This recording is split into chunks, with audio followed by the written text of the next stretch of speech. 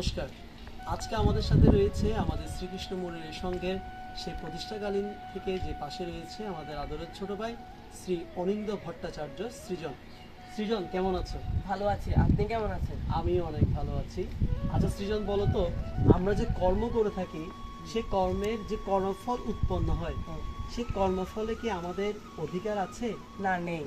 শ্রীমদ্ ভগবদ গীতায় ২য় অধ্যায়ে ৪৭ নং শ্লোকে শ্রী ভগবান বলেছেন, কর্মণি এব অধিকারতে মা ফলেষু কদাচন মা কর্ম ফল হেতু ভূমা তে সঙ্গ অস্তু অকর্মণি।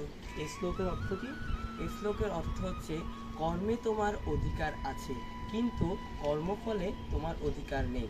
তুমি কর্মফলের হেতু হইও না, সকাম কর্মের যেন তোমার আসক্তি না জন্মে।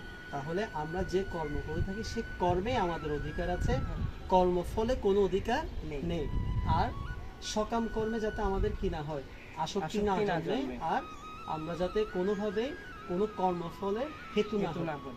আচ্ছা, অসংখ্য ধন্যবাদ তোমাকে আমাদের এই গুরুত্বপূর্ণ তথ্যটি দেওয়ার জন্য। আপনাকেও ধন্যবাদ।